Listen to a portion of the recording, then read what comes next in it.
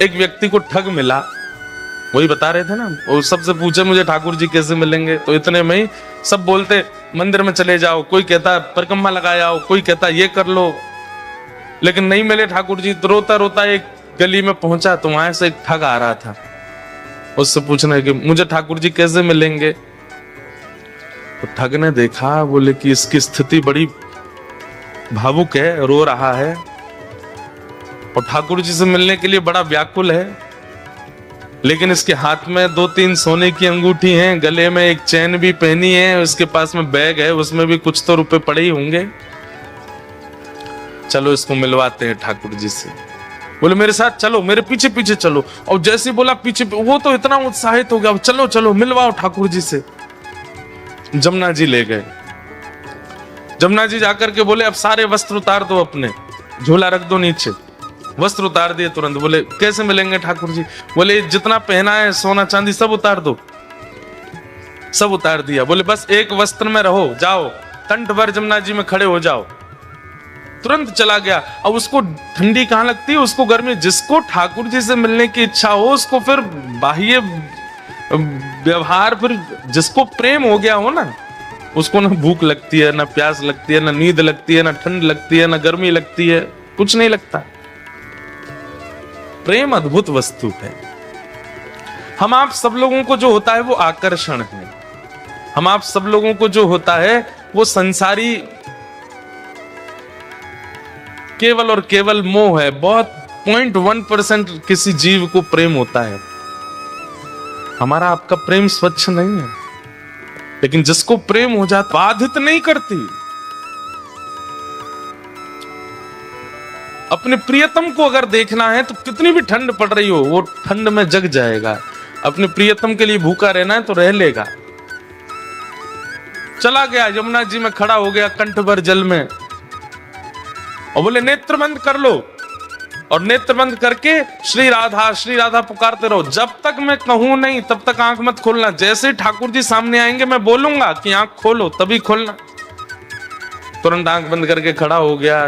ठंड पड़ रही थी, कंठ भर जमुना जल में खड़ा है। श्री राधा श्री राधा श्री राधा श्री राधा। ठग ने सारे कपड़े उठाए, झोला उठाया, अंगूठी सब उसकी ली, भाग गया। वो बेचारा खड़ा है जमुना जी में। श्री राधा। इतने में नुकुंज में विराजमान श्री किशोरी जी ठाकुर जी के पास गई। बोले श्याम सुंदर देखो तो एक वैष्णव कितनी ठंड में जमुना जल में खड़ा होकर के मुझे पुकार रहा है। श्री राधा। ठाकुर जी बोले तो क्या इसको दर्शन देना है? ठाकुर जी बोले इसने कोई ऐसा पुण्य तो किया नहीं है, ऐसे कोई इसके भजन साधन तो है नहीं इसको दर्शन। बोले कि आप वो करिए जो हम कह रही हैं, बस इसको दर्शन दे के आओ। देखो कितना बेचारा परेशान हो रहा है। ठाकुर जी बोले ठीक है जाता हूं। इतने में ठाकुर जी प्रकट हो गए और त्रिभंग ललित स्वरूप धारण करके जैसे ठाकुर जी प्रकट हुए वंशी नाद करने लगे। वेणु की ध्वनि जैसी उसके कानों में पड़ी तो वो जोर से बोला श्री राधा श्री। अरे भैया ये वंशी कौन बजा रहा है? श्री राधा श्री राधा श्री राधा। ये चंदन की सुगंधी कहां से आ रही है? श्री राधा श्री राधा। ये अद्भुत तेज जैसा मेरे मुंह पे क्यों पड़ रहा है? अरे भैया ये कौन है सामने? ठाकुर जी बोले जिसको तुम ध्यान कर रहे हो, जिससे तुम मिलना चाहते हो। अरे सब जगह जा के कहते हो श्याम सुंदर से मिला, तो हम तुम्हारे सामने खड़े, चलो नेत्र खोलो।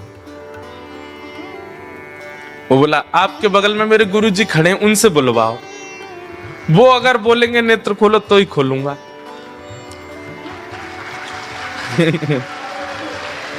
ठाकुर जी आप आ गए, बहुत अच्छा किया आपने अपने वचन का निर्वहन किया, पर आपके बगल में मेरे गुरु जी खड़े हैं, वही मुझे लेकर के आए थे। उन्होंने ही कहा था जमुना जी में खड़े हो जाओ, राधा राधा जपो। गुरु जी कहाँ गए मेरे? बोले कि यहाँ कोई गुरु नहीं है। अरे मेरे गुरु जी वहीं होंगे, वही मुझे गली में मिले थे, वही मुझे लेकर के आए थे। ठाकुर जी बोले वो कोई गुरु नहीं है, ठग है, एक नंबर का ठग।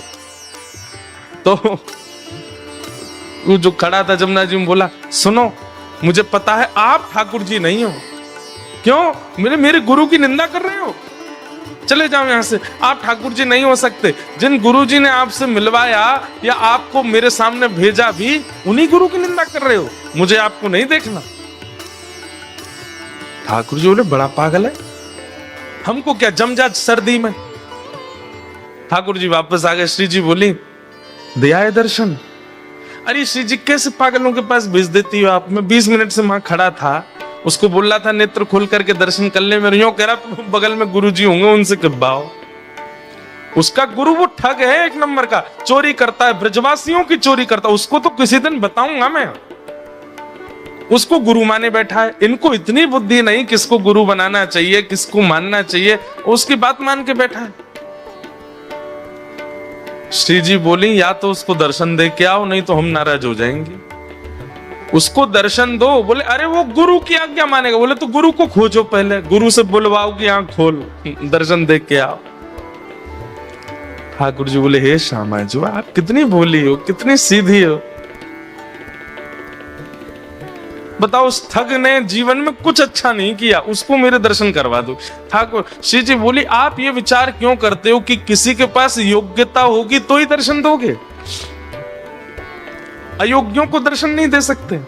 श्री राधा रानी बोली जाओ पहले उस ठग को खोजो और उसको लेकर के जमुना जी पर जाओ, बातें किब्बाओ कि लाला आंख खोल, और ये जब आंख खोले तो यहाँ दर्शन दे के फिर आओ। ठाकुर जी बोले जा रहा हूं। ठाकुर जी गए। अब ठग को खोज रहे हैं वृंदावन में कहां है। इतने में वो कहीं मिल गया तो ठाकुर जी जैसे ही पहुंचे आंख पे हाथ, अरे भैया इतनी जोर से रोशनी आ रही है, कौन आयो। इतने में श्री राधा रमन लाल प्रकट हो गए उसके सामने। ठग बोलो आप। बोले मैं नंदन नंदन ब्रजोर चंदन। अरे आप मुझ को प्रत्यक्ष दर्शन दे रहे, मैं छू के देख लूं। बोले तेरी पात्रता तो ना लेकिन छू ले। तो छू के देखे, चरण पकड़े, अरे वाह जय हो, बलैया लेवे ठाकुर जी की खूब रोवे। बोले जय जय एक बात कहूं। बोले कहा आज तक मैं यूं ही सोचो करता हूं कि मैंने जीवन में इतने गलत काम किए हैं, इतने गलत काम किए हैं, इतने गलत काम किए कि कभी गंगा जमुना भी मुंह को स्वीकार नहीं करेंगी, लेकिन आज मेरे मन में आई कि मैंने वो अच्छे काम तो किए जो आप मुंह को मिल रहे हो। ठाकुर जी बोले दारी के तने कछु अच्छो कियो ना है, वो तो श्री जी की तो पे कृपा है गई है। बोले जय जय कैसे कष्ट दे रहे हो बताओ। बोले चल मेरे संग, वो एक खड़ो करके आयो तू जमुना जी में, वो कंठ पर गंगा जल जमुना जी में खड़ो मेरे दर्शन को, बातें जाके बोल कि आंख खोल के दर्शन कर, ये किब्बा भी आयो तो ते। अच्छा जय जय वहां जानो है क्या जमुना जी। बोले हाँ। बोले एक काम कर दो। बोले का मेरी पत्नी सोरी बहू को दर्शन दे दो। ठाकुर जी बोले तू चल रहा हो कि नहीं चल रहा। बोले जय जय देख लो, बहू का दर्शन नहीं दोगे तो मैं नहीं जाऊंगा। अब ठाकुर जी को लगे बाय दर्शन नहीं दे तो श्री जी वहां उल्टो डांटेंगी। सब पूरे परिवार को जरा दर्शन करा दिए वाने ठाकुर जी के, और अंत में सबरे अपनी बात मनवा के काम मनवा करके तब बोलो अब चलो। ठाकुर जी बोले जल्दी चल। बोले तू एक बार बाकी आंख खुलवा तो फिर मैं बताऊंगा। जैसे ही पहुंचे ठिठर रहा है, मुख नीला पड़ गया ठंड के कारण, लेकिन आंख नहीं खोली उसने। ठाकुर जी बोले ए देख तेरे सामने फिरते आ गया हूं मैं। बोले आप आ गए, लेकिन पहले मेरे गुरु जी से किब्बाओ कि आंख खोलो। बोले चल इसको बोल, आंख खोलने के लिए बोल। अरे भैया तेरे सामने साक्षात जगत नियंता जगदाधार साक्षात ठाकुर जी खड़े हैं, तू जल्दी नेत्र खोल के दर्शन कर ले। जैसे ही उसने नेत्र खोले, श्याम सुंदर खड़े हैं, मधुर वेणु बजा रहे हैं, त्रिभंग लली हैं, मोर मुकुट पहना है, सुबह से श्रृंगार करके डोल रहे ठाकुर जी मेरे दर्शन करे वो। उसने कही जय जय मैं आपको प्रणाम कर लूं। बोले जल्दी आप प्रणाम करो। बोले गुरु जी से किब्बाओ पहले। बोले इसको बोल मुझे प्रणाम करे। बोले आओ भैया प्रणाम करो। बाहर आकर के उसने प्रणाम किए, फिर गुरुदेव को प्रणाम। ठाकुर जी उस पर इतने रिझ गए, बोले ये गुरु नहीं है, ये महाठग है, ये महाचोर है, लेकिन इसने ये बोल दिया था कि मैं ठाकुर जी से मिलवाऊंगा, तो तेरे में इतना विश्वास आ गया कि इसकी बात को तू पत्थर की लकीर मान के चल रहा है। मैं तो ते बहुत प्रसन्न हूं। और ठाकुर जी ने उसको हृदय से लगाया तो दूर खड़ा ठग रो रहा था। बोले जय जय आप इसको इतना प्रेम क्यों करो। बोले है ही इतना प्रिय। बोले बनाया तो मैंने ना, प्रेमी तो मैंने बनाया, मुझे भी हृदय से लगा लो। ठाकुर जी तू भी आ। और पकड़ करके दोनों को हृदय से लगाया और दोनों को निकुंज लीला में लेकर के गए और वहां श्री जी ने फिर कृपा कर भगवत दर्शन। भैया सूरदास जी के इस पद को आप अन्यथा मत लिया कीजिए। सूरदास जी स्पष्ट कहते हैं इस कलिकाल में और कोई साधन ही नहीं है, साधन और नाहिया कली में जासो होत निवेरो भरोसो दृढ़ इन चरणन केरो। गुरु आज्ञा भले ही दीक्षा नहीं भी हुई हो आपकी, जिसकी आप कथा सुनते हैं, जिसके आप वचन सुनते हैं, जिसकी आप वाणी सुनते हैं, उनको आप मन से गुरु मान लीजिए और बस उनकी कही गई बात को पालन कर लीजिए। अगर कभी आप कोई रील देख रहे हैं और अचानक से हमारे वृंदावन के पूज्य हमारे प्रेमानंद जी महाराज की आती हैं, कभी किसी महापुरुष की आती है, कभी किसी संत की आती है, आपके सामने वो रील आ गई या वीडियो आ गई और आप 2 मिनट सुनने लगे और उसमें उन्होंने सीधा पहला वर्ड ही यही कहा कि भाई सवेरे 5 बजे उठना चाहिए, बस उसको मान लीजिए। वही चाबी है। आप सत्य बता रहे हैं, इतने सामान्य सी बात भी आप एक आचार्य की मान लेते हैं ना, उसी से ही भगवत भाव प्रकट होने लग जाते हैं चित्त में। देखो इसके पीछे कॉन्सेप्ट क्या है कि अभी आप अपने स्वयं के स्वामी बने हुए हैं, इसलिए आपकी जिम्मेवारी आपके ही हाथ में है। गलत करोगे तो भी आपको भोगना पड़ेगा, अच्छा करोगे तो भी आपको ही मिलेगा, सब कुछ आप अपने स्वामी बने हुए हो।